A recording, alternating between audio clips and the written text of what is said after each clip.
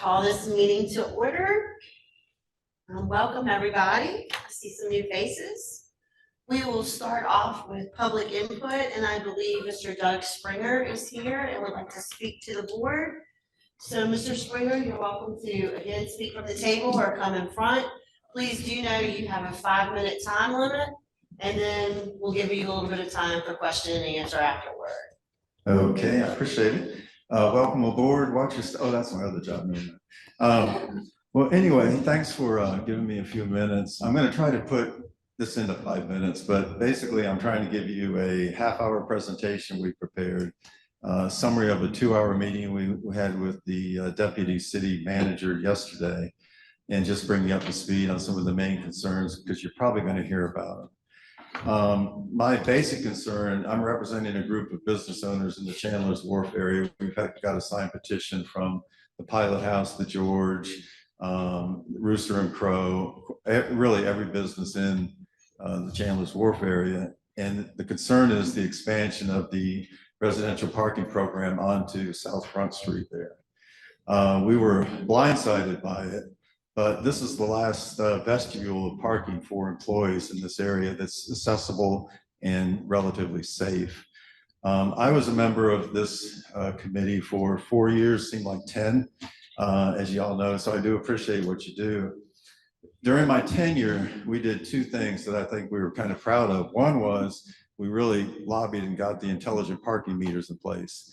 The other one was, after 3 years, I got the committee to agree that the Market Street deck was not safe or usable for employees in the Chandler's Wharf district. You can look at the minutes. That was an agreement made.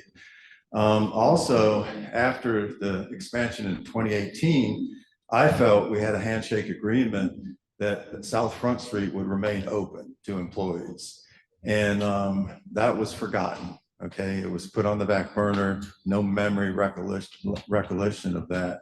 In fact, it was brought to our light when in 2018, they rolled out the expansion of the parking program and mistakenly put signs up on South Front Street and started giving tickets out. It wasn't supposed to be a part of that. That's how we learned about it, okay? So I have a whole presentation about that. One of the things you're probably gonna hear about is, so are you aware that when you're allowed to implement a residential parking program, that much of that is based on a Supreme Court ruling? Are you familiar with that and what that ruling was? You know, where you're required to go out and do a random survey. Have you heard of that? Do you know about that? No? Do you know about that, Chad? Okay. So that's the crux of implementing these programs. Arlington versus Richard brought up a case where Richards basically called his constitutional rights to say that we as taxpayers, owners of this public property, have equal rights to the use of the streets in Arlington, Virginia, as well as the residents. He won at the Virginia Supreme Court.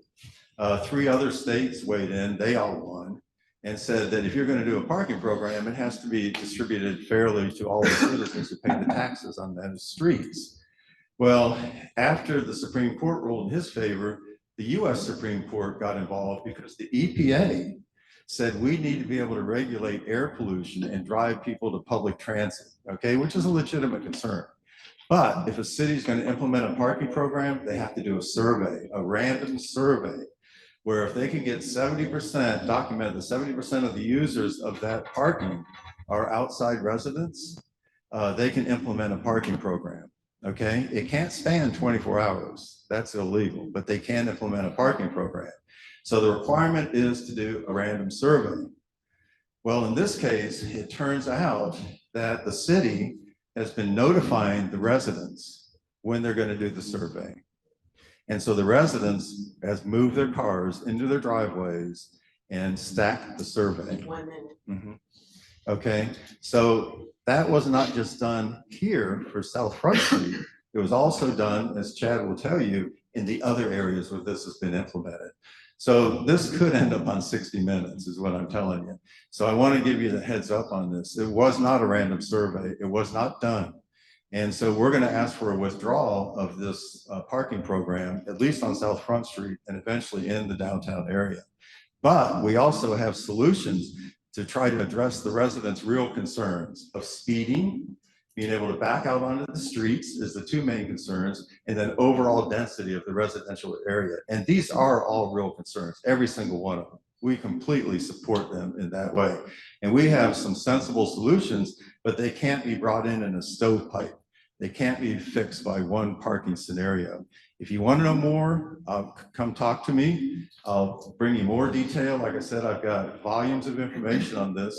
Yeah, I know.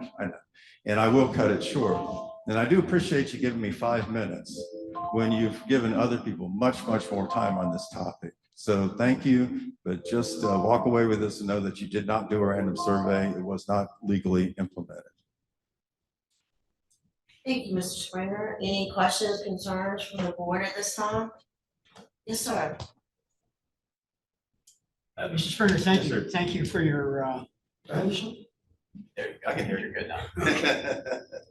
thanks for bringing all this and your obvious thought and preparation into this issue. Thank you, appreciate it.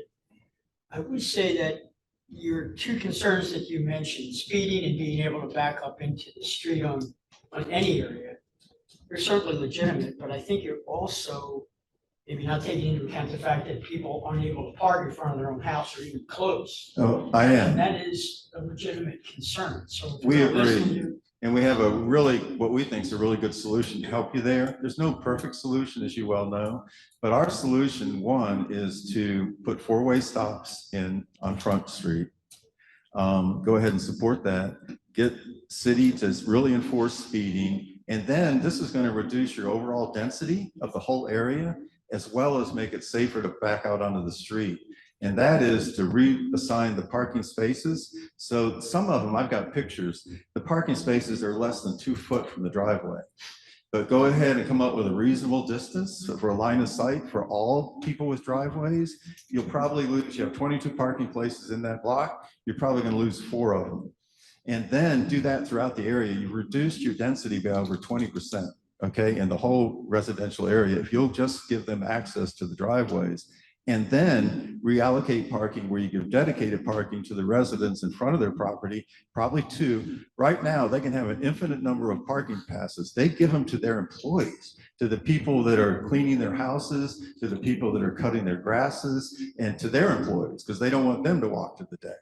But that solution would reduce overall parking and reduce speeding with the 4-way stops. So we think that's something that could be easily implemented. Nothing's easy, I know that, but it could really address the 80-20 rule, I think 80% of the problems. I have 2 things. Mhm. Number one, according to this, in a unanimous opinion, the Supreme Court held the residential zone parking system permits for daytime parking in the Aurora Highland neighborhood of Arlington County, Virginia. With those permits limited to the residents, their guests, and those who came to homes for their businesses had a rational basis and was thus constitutional. It therefore overturned the Virginia Supreme Court. So what you stated is incorrect. No, I said The second it did part- overturn the Supreme Court of Virginia, but the EPA. And the second part is yes. there's nothing wrong with Market Street parking deck. It is safe, and your. Well, that's not what your this employees- is not what That's- this commission, this committee ruled. Now, you may have a different thought, but they agreed to it, okay? And it's not, we That's could not argue what- that all day long. It is not walkable, it's not safe. Do you remember the young man that was murdered in the Hannah Block lot? I do. Okay, these employees have pockets full of money. They have cash tips. They're walking down the street with a target on their backs. It is not safe, okay? I asked Chad, you take out a $100 million insurance policy, one of my first employees anywhere in Chandler's Worth is injured, maimed, or killed, it's paid immediately to that family. Okay, are you willing to do that? Yeah, because you won't take the risk. You're making me make my employee walk to that deck. And I'm gonna say, I'm taking your life and your responsibility in my hands. Are you gonna do that? You're not. I have no idea Okay. what you're talking about. Okay, well, then you don't. And the US Supreme Court was right, but they said you have to do, it's about enforcing air pollution. The EPA is the one that appealed it, okay? Their reason for enforcing parking regulations is to reduce and improve air quality. You have to do that survey. You didn't do it in a legal way. Thanks, Mr. Springer. I think. Any other Scott, questions? anything else? No. No. Anything else? I just got a couple Okay. questions. Yes. Well, and it's for this committee and maybe you can answer too. How many usable parking spaces are on that one block? Currently, there's 22 striped. There's 22. So striped if parking we spaces. were to follow Mr. Springer's recommendation of consolidating, restriping and giving 2 per resident, that's more than what the block could accommodate currently. Just a note, just a factual note there. And how many? 12 properties times 2 is 24. If we drop 22, restriped it, that's 17, 18 spaces. You already have a But you might capacity. consider giving them one. They each have, if you bring up the Google overview, they each have driveways probably well over 100 to 200 foot. Some of them actually come all the way out onto Second Street. They're mansions. They have beautiful driveways. One spot where they could get in and out of the driveways and shuffle cars. There's the one individual that has a driveway is too thin. He has to move his car for his wife. But that's, so there is a way to make that work. In fact, the resident who pushed for this asked to not have the other side parking restrictions enforced on it at all because they don't need it. And how, and I haven't done a recent count, but between Chandler's Wharf, Island House, Elijah's, Brewster Crow, I mean, I'm assuming there's way more employees in that work within there that can actually be accommodated by this one strip. So how many employees are actually parking in that one block and what are the rest of them doing? Yeah, that's a great question. And currently there's still 2, maybe 3 blocks left. However, the discussions between residents have already occurred on how to cheat the survey and how to get theirs done next. So that's in process. However, if you did what I'm saying, and that is to spread the parking out, that's the problem. This was implemented in a the whole downtown. Mr. Springer, can you is answer wrong. the question she asked? Yes, so How the many question is, employees- how many employees? Park in that area? I would say about, let's say there are 22 spaces per block. There are probably 3 to 4 blocks, multiply that and take 70% of that. That's probably used by outside residents. That's customers, employees. And I understand also some of the residents in the historic district move their cars down there because they don't want to walk that far down to the Riverwalk. And do all of the employees, Rooster Crow, Elijah's, Chandler's Wharf, do they offer parking passes to their employees or are they paying to park versus going to this block where they can park? Great combination. It's a combination. We've invested over 100. I just bought a parking place for 50,000. We have another 30,000, another parking place for our small business. Pilot House, Elijah's have invested millions of dollars in their parking. They share it. They let their managers park there. And then if somebody has a disability, they try to get, ones that can park other places to park other places. And many of our employees do ride sharing, they ride their bikes when they can, so they try to make best use of that area.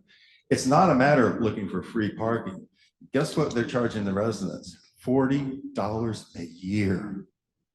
We'll definitely pay that and 10 times that, okay? So it's not just looking for free parking, it's looking for safe, available parking is what we're looking for.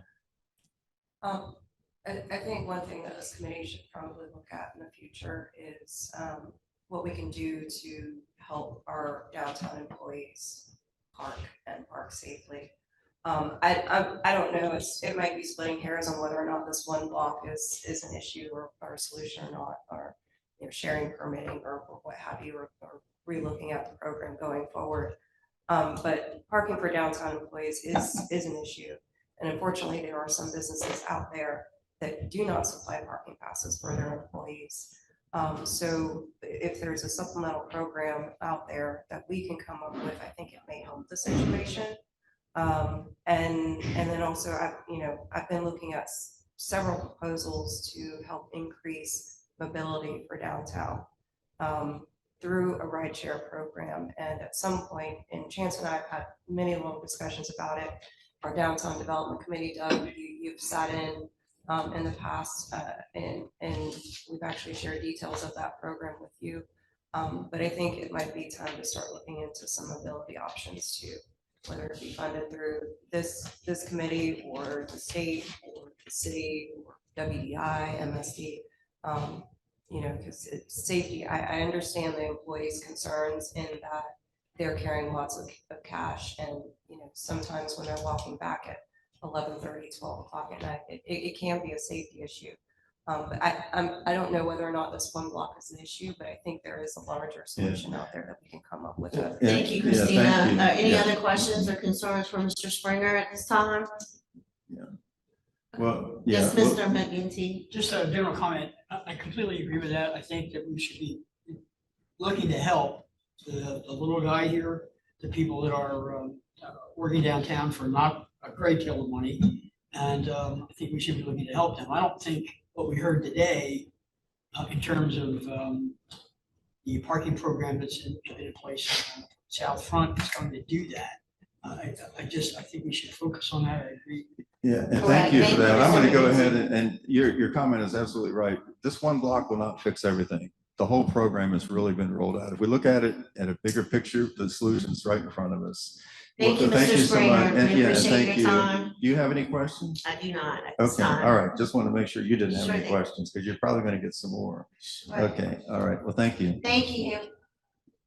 Veronica, do we have any other public on Zoom with us?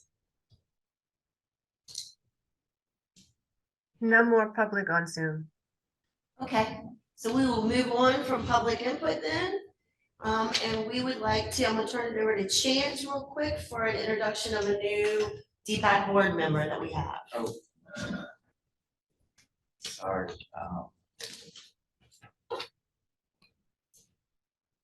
Long week so far. So just everyone, we didn't put this on the agenda, and that's my mistake for not, reminding Jeff to put it on there. But our illustrious DBA representative for 7-8 years, Ms. Terry Epsy, Espy has stepped down a few months back, and she has nominated and through council has appointed Sam Sawyer, who is, are you currently the DBA president? No. No, okay, gotcha, okay. So I'll let Sam kind of introduce herself, give a committee bio, and welcome to the team. Thanks, I'm happy to be here. Okay, can you hear me? Yes. My name is Sam Sawyer. I sit on the DBA board as well as work with Bring It Downtown. So already in the purpose sphere and driving traffic to downtown Wilmington. I own a marketing firm and we do full service, everything you could dream of when it comes to marketing. So I'm happy to be here. We work with a lot of businesses in the downtown area. And I really think that this is a fabulous committee. Welcome aboard. All right, we'll move on to the approval of minutes for the August 2023 meeting. If everyone has had a chance to review, if I can take a motion to approve. Motion. Thank you, Mr. McGinty. Can I have a second, please? Second. Thanks, Scott. All in favor? Aye. Any opposed? Okay, approval passes. And we'll move on to old business. I guess I'm turning it over to you, Jeff. Thank you, Lynn. Good morning, DPAC. I want to start off talking about the northern deck. Me and Kent were just talking. Wow. We should be calling it the PPD. It's got various names at the moment. We've got 929 deck, northern deck, PPD deck. The deck we're talking about is the deck attached to the Thermo Fisher building. Expect to see increased activity the last week of September. We've got council members moving in the 28th, and then October 6th through the 9th, we've got the clinic moving to the first floor. And I wanted to bring up the second bullet point. The parking staff is going to be moving in there the 19th and the 20th. So I am thinking that we might need to possibly cancel the next DPAC meeting. Me, Chance, and Veronica will be incognito. So just throwing that out there. That might not hold true, depending on how scheduling goes. The last bullet point I had for you was I kind of give you a brief overview of the northern deck, the 929 deck, the PPD deck. We are getting close to, having things come to fruition. What do I mean by that? The goal of that deck is to go gateless, meaning that when you enter that deck, your license plate is your permission. One of the first salvos that you'll see in that deck is we're getting the IPS pay on foot machine installed probably next week. There is equipment in Ricefield Beach that we're getting brought over. It might not be functional yet, but we're getting it in place to start the program. The bottom floor of the deck, we're starting to put in the reserve signs for the mayor, the council members, and the managers. You'll see those starting soon. And then the next part of this is the text-to-park technology.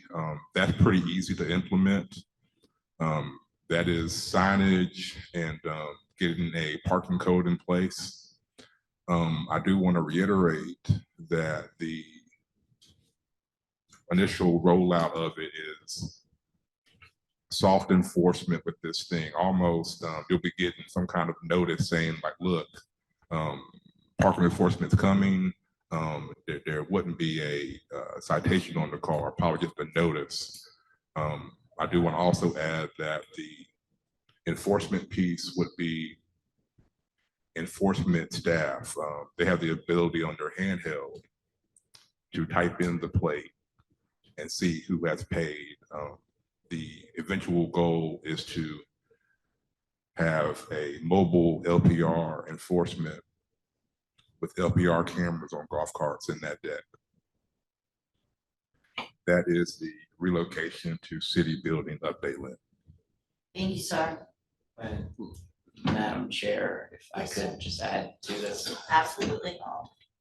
Just to add some clarity to the group, I don't know that we've gone into detail on what our plans are at the yet to be named, formerly known as the Thermo Fisher PPD parking deck.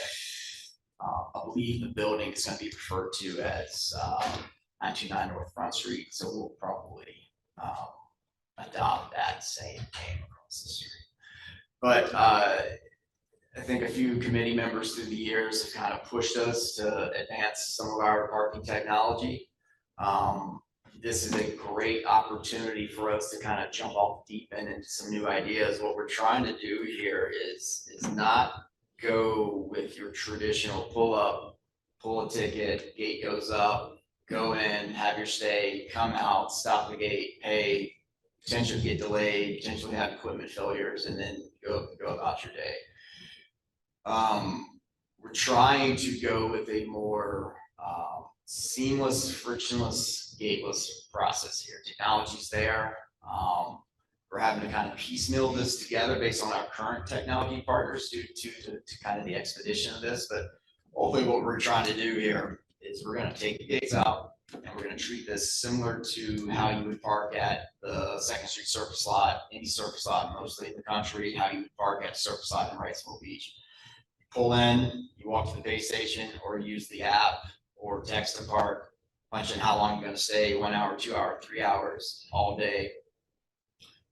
Then go about your visit, come back. Once you're leaving, you're going to drive right out of this parking deck seamlessly, frictionlessly, without any that's the ultimate. We're trying to achieve, number one, smart, quick piece of technology that we never capitalize on. But number two, the customer service side of this change is we're hoping it's going to be hugely beneficial here. I think the biggest complaint we get from the parking side, and I think from the parking contractor side, is equipment's not working, there's backup at the gates, my card's not working. 2 o'clock in the morning calls, someone from the Barclay Street deck just ran over the gate, now everyone's driving out for free.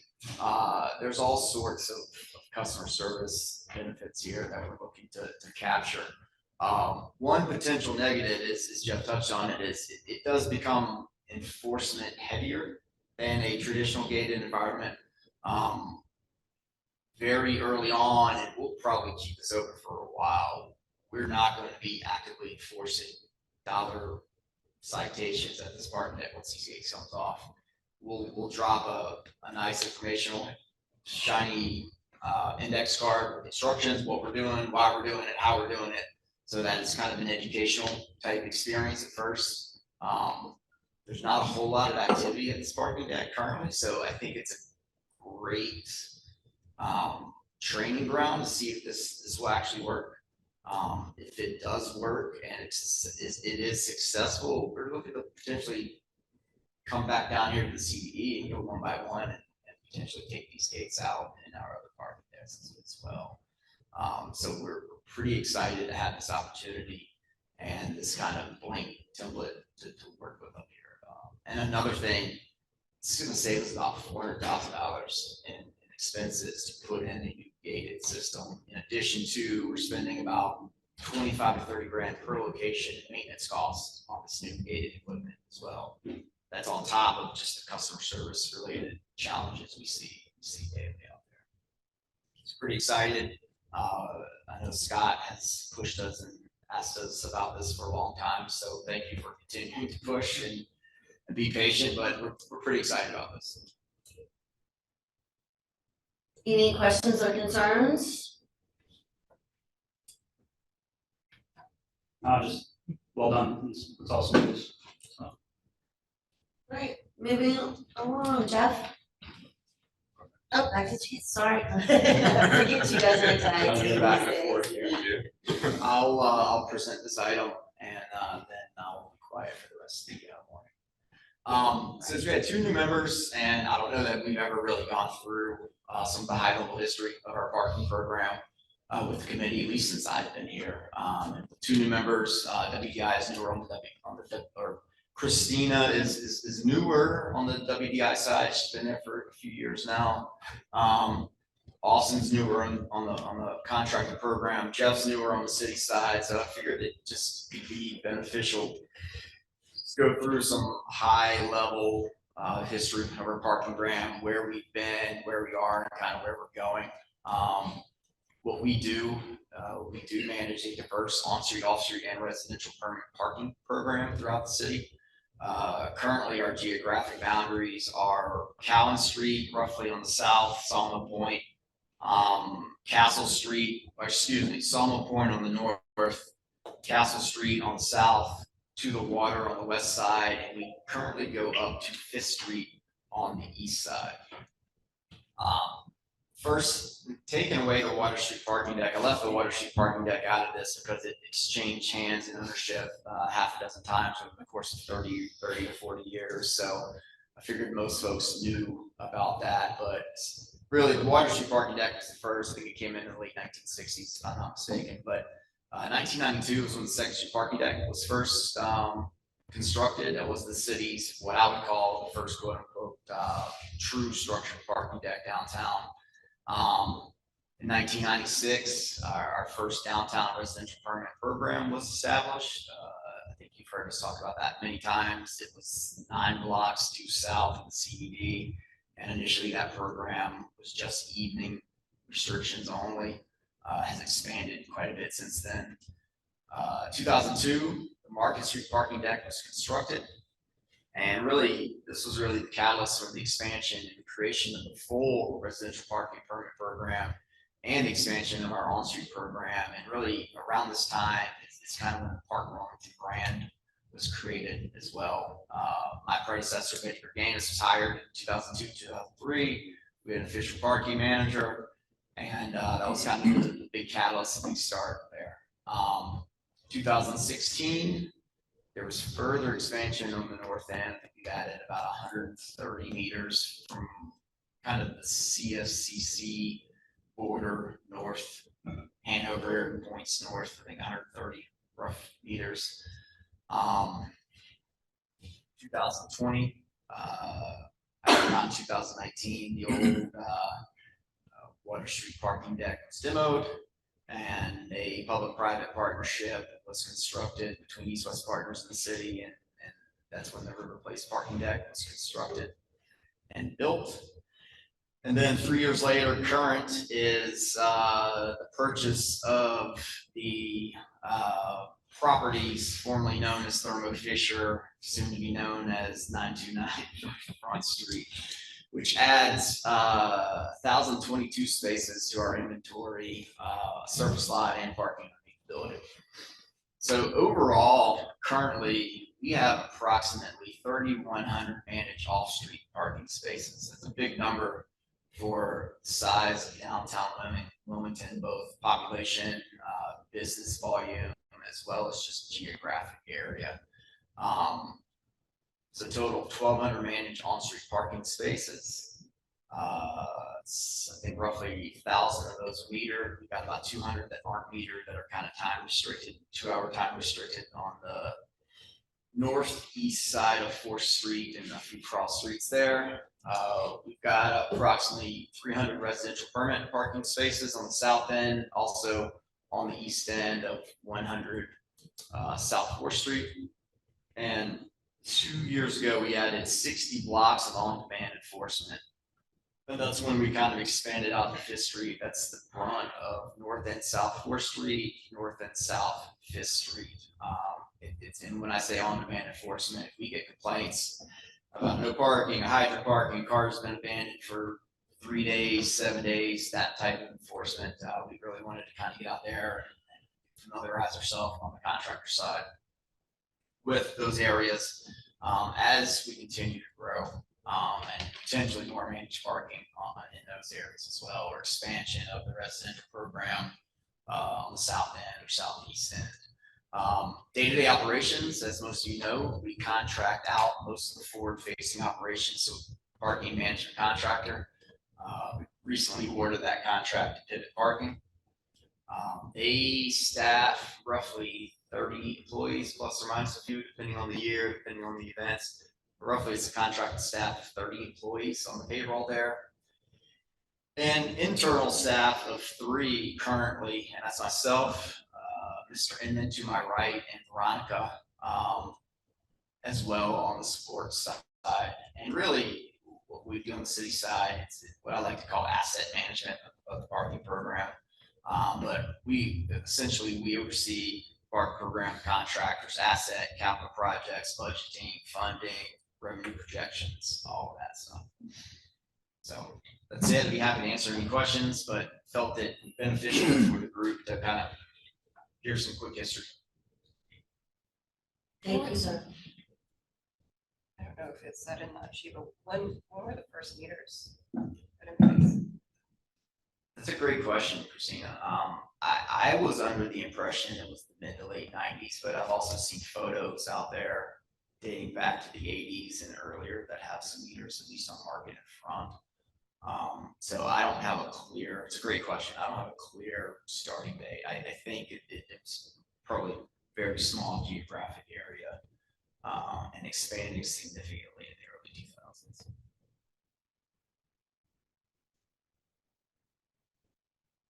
Any other questions or concerns for Chance?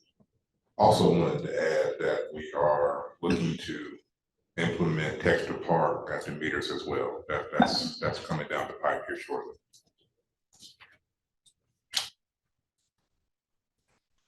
All right, we can move right along. Jeff, I guess.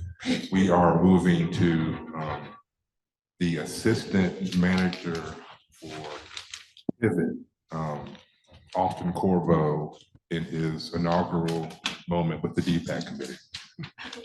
Thank you, Jeff. Good to be here. Thanks, everybody. So we'll start out with a quick overview of some Live Nation concerts and some events that we had going on. We'll start out at our PPD, or 929 deck now, as we're going to call it. We had a Tyler Childers concert with 234 attendees, generating about $4,680. Next, we had a smaller concert, which is Masters of the Mic, with 52 attendees, generating just over $1,000 in revenue. And last, we had a 2-day concert that was Widespread Panic, with 271 attendees, generating about $5,420. Moving on to our events at our convention center. On the 8th, we had our Wilma event with 202 people. Next, we had our Power Breakfast with 363 attendees. On the 12th, we had our CAB breakfast with 75 attendees. And last, we had our White Lotus event on the 16th with around 500 attendees. Yes, Chance. We got a question, go back to the other slide. The PPD concert numbers, those do not include the Live Nation employees, correct? That is correct. So there's approximately any given event, 60 up to over 100 employees that were not parking at the Thermo Fisher deck as well. They've historically been parking at the convention center. So with the opening of Thermo, we've now shifted them over to Thermo, which opens up a little bit more space and capacity at the convention center, which is helpful. I think we've historically only ran into one or two conflicts that worked itself out, concert nights versus convention center nights, but shifting those folks over to the new parking deck is going to be definitely helpful in the future. And attendees would be people who paid for parking, so it could be. That is correct, yes. All right, we're gonna go over a few signage updates. Here you can see our exit machines. On the left is the old signage, and on the right is our mock-up of our decals we plan on implementing there on all of our exit machines. On the next slide there from Jeff, we've got our picture to the left are the new Windmasters we had ordered. We purposely left the bottom of that Windmaster blank so that we can generate our signage for each particular event that we put those out on. The right two pictures you can see in purple and pink hang tags are our 2024 residential and historic district guest parking passes. Next, we'll go over a Labor Day weekend update. All the numbers on your left, you can see our totals from each area that we maintain from the 2nd to the 4th, with the Market Street Garage at the top end of that statistic there. During that time period, our Market Street deck filled to capacity 2 times. One thing we did on Labor Day was program all of our meters to state Happy Labor Day free parking, just to mitigate any questions from our customers. Our 2nd Street lot did over $1,500 in text to park, and our Hannah Block lot did $500 during that time period.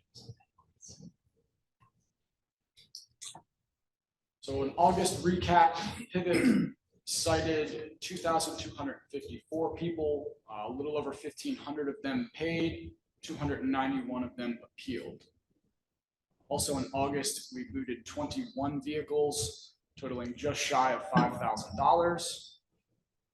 Our text to park update for August in the 2nd Street lot generated $7,820, and our Hannah Block lot generated $2,323.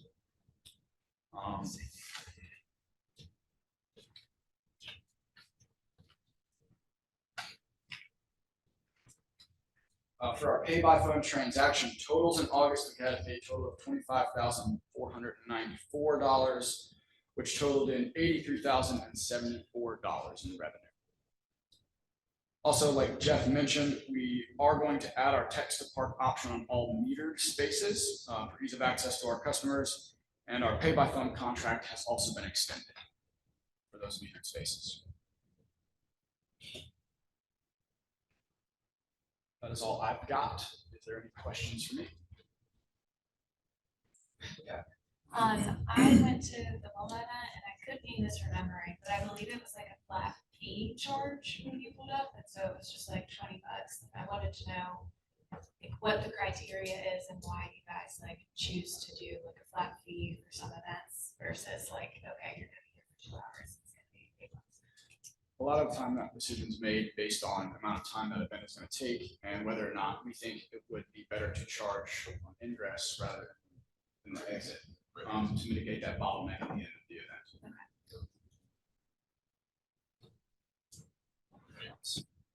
Sam just added that too, that specifically at the convention center, we have 3 event rates. And the 3 event rates up there, like Austin said, it's based on time of the event. It's kind of like an up to 3 hour 3 to 8 hour, and then kind of a all day and a park concert type event, and I think it's 5, 10, and 15 currently.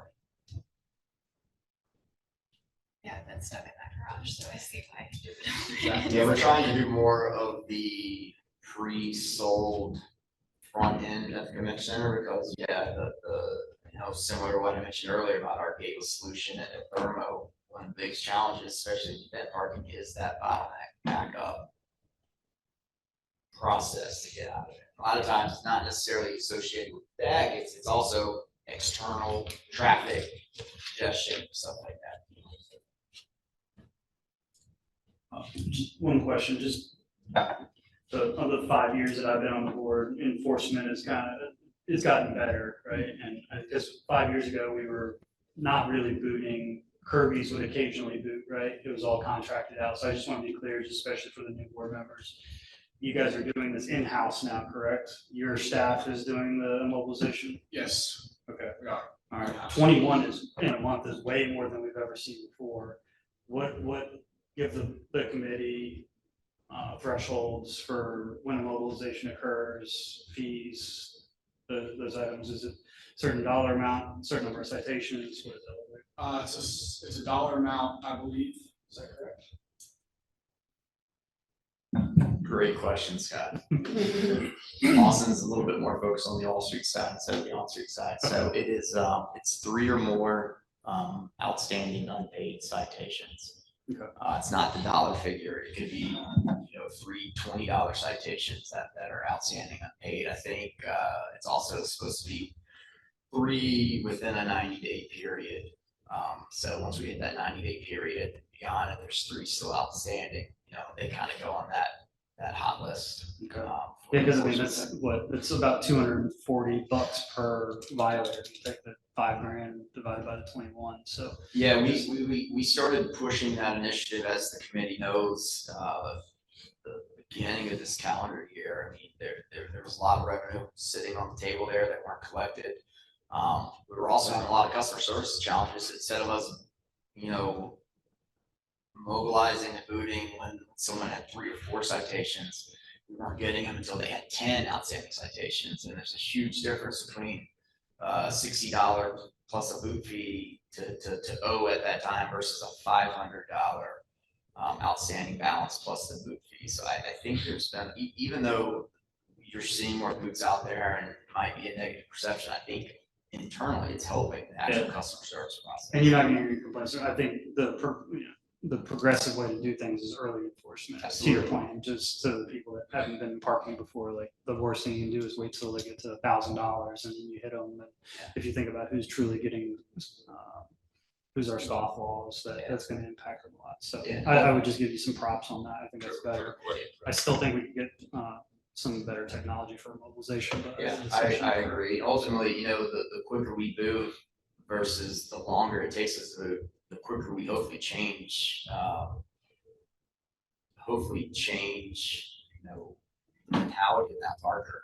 Instead of not paying, get away with it. We're hopefully changing that process a little bit quicker. All right, do we have any warning language on citations that pops up in the system automatically after the second citation says? Yeah, I think auto after 3, there's the vehicle's bootable. It's like a little ticker that comes up. And just for the other new board members, it seems painful to get immobilized, but it's way better than towing. There's a lot of cities that are towing, which is the worst case scenario for trying to enforce. So I'll just give you props on. It's painful no matter what, but at least we're doing it the right way. And we moved away from the 2 boots on the car lid. We toned that down to 1.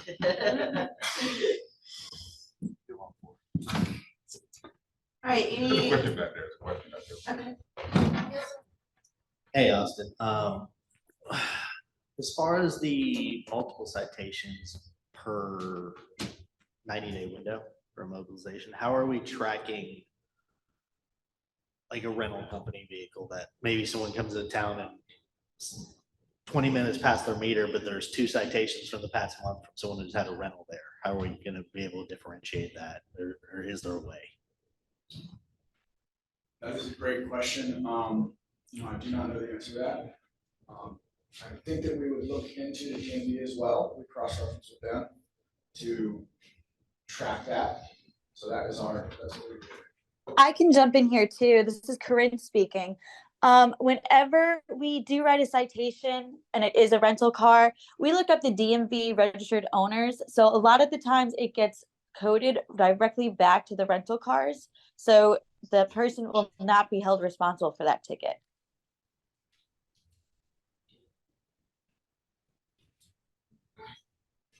Any other questions, concerns? Welcome back, Corinne. Hi, Scott. I'm at CPMA, Lynn. Have fun. All right, we'll move on to organization updates. Then, I'll go first with CFCC. School is back in session, if you haven't noticed. We are back to numbers, 1 campus, pre-pandemic. So that's a great thing to have all the children back again. October is going to be a very busy month for us. We are hosting in student lot number 2, Riverfest, the Wilmington Boat Show, as well as Ironman. So October will be extremely busy, but other than that, that's all we have at this time. How about CVB? Perfect timing. Mr. Sneed. I apologize, I missed the part where I heard CVB. 100%. Any updates you got, sir?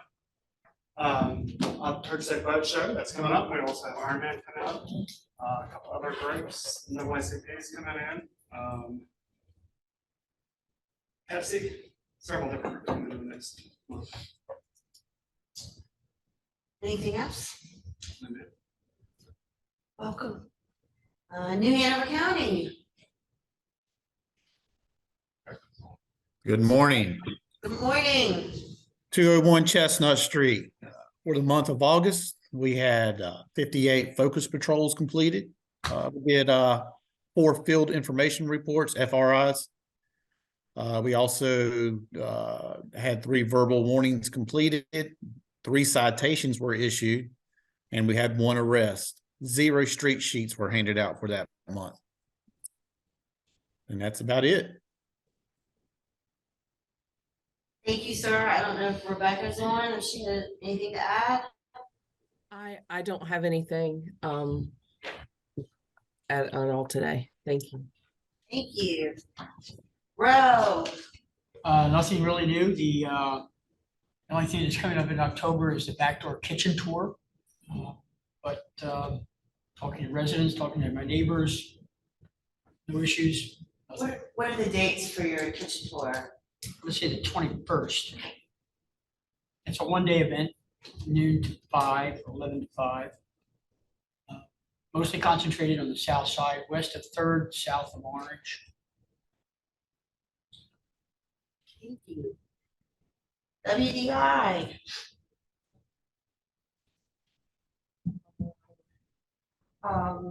For MSD pressure washing, our special projects included pressure washing of North 4th Street Bridge, landscaping, litter removal in Cabot Alley and Wrights Alley. And we removed 15 bags of trash and biohazardous materials from an encampment that was located behind the Water Street condominiums.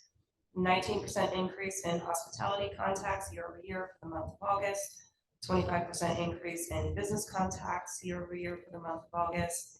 And we have seen a decline in passive and aggressive panhandling across the district, which is good. It's still there, it's still visible, but we are noticing a decline in both aspects of panhandling. For this committee, so we receive a certain amount of funding from the parking fund for the Bring It Downtown marketing campaign. And with those funds, as I've discussed in the past, we have been putting it towards the development of a new parking active interactive parking map. So the development of that design has been going on for the past 2 months, and we are now into the development phase of that project.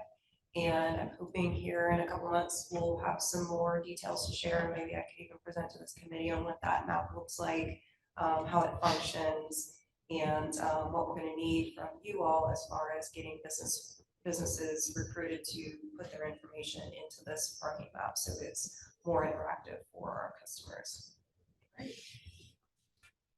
Thank you. WPD. Good morning. So the month of August, we did 5 bar inspections downtown. Our ABC officers did 31 alcohol-related charges, 8 drug violations, 4 misdemeanor, 4 felony. We had 7 DWIs, and for the month of August, we had 110 citations. It was a little busier due to probably the schools coming back in town, and also some of the concert venue partners that were in town. So we worked with ALE and our ABC guys with Fish and Widespread Panic, which a lot of charges stem from those. Not necessarily inside the venue, but outside before and after. And then next week, we're actually getting up with Christina and Chance, I believe, working on the lighting in the parking lot across from the federal courthouse at Water and Princess. A lot of our issues at night, once the bars release at 2:30 in the morning, that lot is not well lit, and a lot of our ornery crowd likes to congregate there, and that's where a lot of our issues with the guns and the past shootings, the 2 or 3 that we've had in the past couple months, all stem from that lot, where those guys are going back and getting their guns out of the car there and proceeding to do things right in front of officers. So hopefully that will be nipped in the bud here shortly. Thank you. Uh, Sam?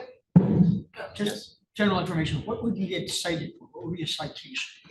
It ranges from trespassing to, drug use, open container, underage alcohol, false IDs, some stuff like that. Thanks. Sam, I don't want to put you on the spot, but I want to give you an opportunity if there are any updates from DBA that you would like to share. Yeah, so there is a upcoming municipal candidate forum being held at the Artworks on 10/9 during the next DBA meeting. Really looking forward to it. It's a great space as well. So come out. And we're also nominations are open for DBA board members. So if anyone is interested in joining, we'd love to have you. And there's an online application that I can send to anyone. So all the updates I have right now, and next time I'll be a little more prepared. Thank you. Okay, well, if there's nothing else, I'll take a motion to adjourn, please. So moved. Thank you, Mr. McKenzie. Can I have a second? Second. Thank you, Christina. All in favor? Aye. So moved. Meeting is adjourned. Everybody have a great month.